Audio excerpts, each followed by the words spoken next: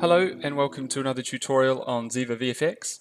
In this video we're going to be looking at how we can use the new features in Ziva 1.4 to simulate fat and skin without having to solve fascia as well. So you recall in Ziva 1.3 that on the Ziva cloth materials we had rest scale and pressure.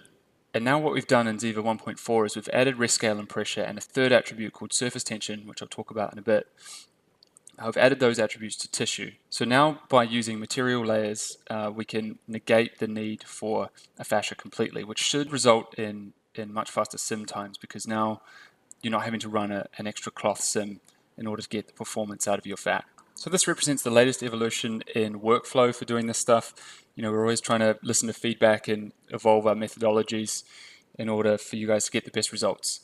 Yeah, so in this scene, I have a closed volume, which represents the fat. It's built using the same methods that we've presented in other videos. So you can still use the cloth solver to help you model the inside layer, which would have been the fascia before. So I still have all those layers. Just hide these outer ones.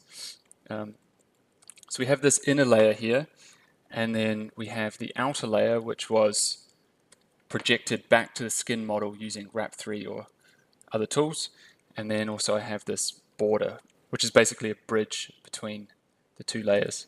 And then with all those kind of combined and merged vertices and normals pointing out, then that represents the fat there. So that's that. And so I've gone and converted that to a tissue object, and I've made attachments at the borders. So the other thing in this scene is I have some inputs. So these are the cached muscles and bones. These are all Ziva bone objects. And this is just one of the bakes that you get with the Mr. Ink stuff from the Ziva free store. Cool. So we only want the new attributes to take effect on the parts of the skin that are adjacent to the underlying objects. So basically all the faces that would have been represented by the fascia before. So what I can do is make a new material layer. I bring back the skin. So under the Ziva menu, with the object selected under the Ziva menu, come down to Add Tissue Property Material Layer. And now if I look in the channel box, you can see these are kind of named nicely. So I'm going to name my new material here. This is the default. I'll call this Skin Inner Material, like that. And then I'm going to turn the density down to 106, which is a tenth of its original density. And the reason for that is once the character starts moving around, you can kind of quickly run into a situation where there's too much secondary or ballistic motion. And so by setting the density a bit lower, you can kind of reduce that effect. But just a note on that, I mean, you're sort of kind of getting away from physical values at this point, but it is going to help reduce that kind of overshooting of sliding that'll happen. Cool, so if you look at the material for the inner layer here, you'll see that we have these three new attributes. So with rest scale, depending on the value you put in here, it's going to either shrink or grow the tetrahedra in the tet mesh. Pressure is going to function in a similar way as it did with cloth, so it's going to put a force in the normal direction of the surface. And surface tension is a new attribute. I'm just going to switch to paint for this one. So if we draw some triangles here, these represent the triangles in the surface of our mesh. And if I draw the normals in, like this, surface tension is only going to shrink the tetrahedra in the orthogonal direction to the normal. So, you know, like this. And it's only going to work on the tetrahedra that are directly in contact with the surface mesh. So because the shrinking happens in the orthogonal direction to the normal, it's kind of non-uniform or anisotropic in that respect. So that's how that works. And so I'm going to go ahead and paint this material before I start setting some attributes. So what I'm going to do is I'm going to use one of my build layers, the inner layer, and I have a script It's just going to help me do a vertex selection. Actually, what I'll do first is right click on the mesh, come down to Paint, Z Material, Skin Inner Material Weights. You can see it's currently completely white. And I'm just going to flood it to black. And then I'm going to come along and use my inner layer mesh. So I hide the skin, use that as the inner layer. And I'll select that first, and then I'm going to select the skin. And I'm going to use a script that I have to help me select the inner vertices. So I just have a select corresponding faces script. And we can look at sharing that if people think they'll find that useful. And then I'll convert the face selection to vertices. And then I can isolate that just to show what I'm doing. And then I'll right click on this, come down to Paint, Z Material, Inner Material Weights. When you do that, you lose your vertex selection. You just have to hit Control Z once and you get it back. And then I'm going to flood this to white. Cool.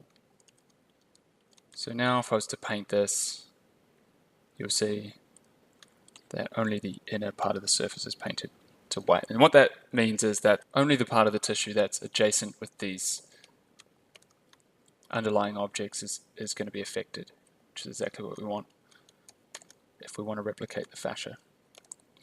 Cool. So now I'll switch back to the channel box. If I come down to that inner material, I'm going to set surface tension to a value of 45. And you'll remember, just like, and you'll remember that just like with cloth, material properties are not keyable, so there's a corresponding envelope attribute on the tissue node. And so I'm going to set this to 0 because what we want to do is ramp in this effect over time. If you don't ramp it on, there's a pretty high chance that the initial collisions are going to get missed as the solver jumps to try and hit that 45 value on the first frame of simulation. So we need to give the collisions a chance to resolve. So I'm going to key this on solver start frame, and then 5 frames in, I'll set it to 1.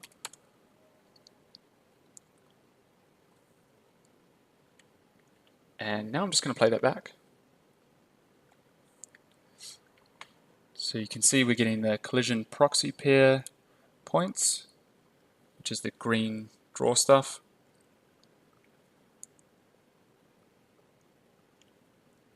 And you can see that the skin mesh is now following along nicely with the underlying objects.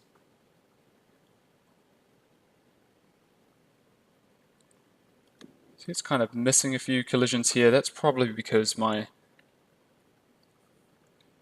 contact stiffness is too low. So I'll make that 10 to the 7. Clear the cache. Put that back. Hopefully that'll clean that up.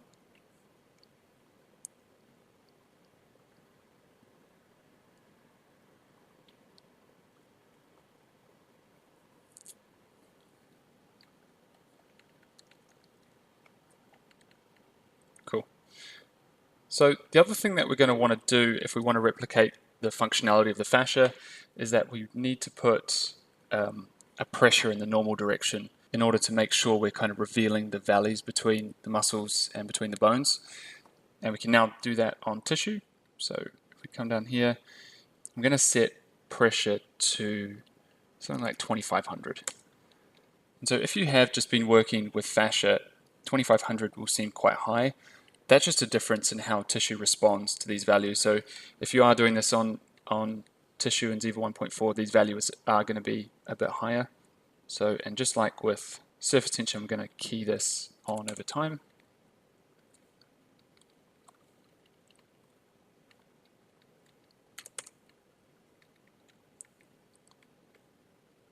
Clear the cache. And I'll play this back.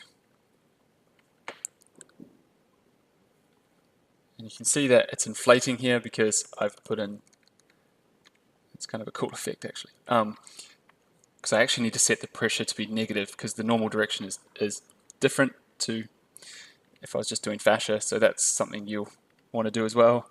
Come down here, make that negative 2500.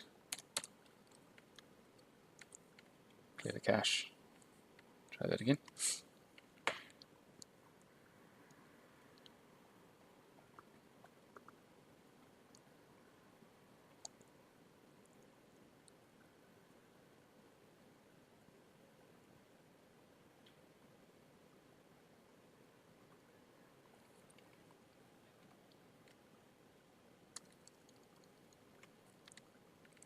Play this back.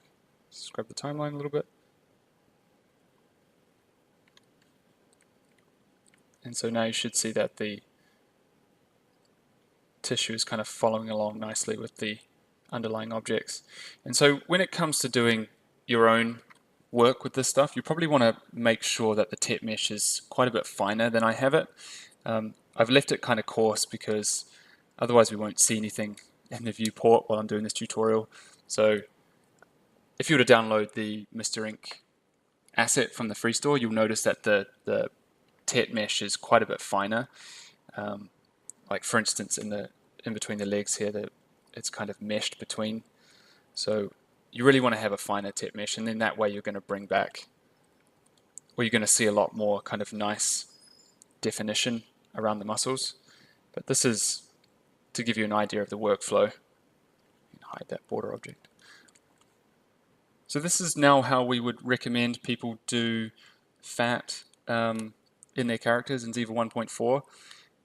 So because this works with material layers, there's no limit to the number of layers you can have. So if you wanted to do cool things like maybe you wanted to see more definition under the arm here, what you could do is make another material layer and make its surface tension 0 or much lower than the other layers, and then increase pressure. And what that's going to do is push the fat right up into the armpit, so you get a nicer sort of pocket that way. But yeah, that's basically the workflow now that we would recommend people do going forward with their fat simulations. And yeah, if you have any questions on that, please feel free to post them on the community or email Ziva support, or if you just want to share what you're doing, you can do that as well. Thanks again for watching, and hope you enjoy the new features.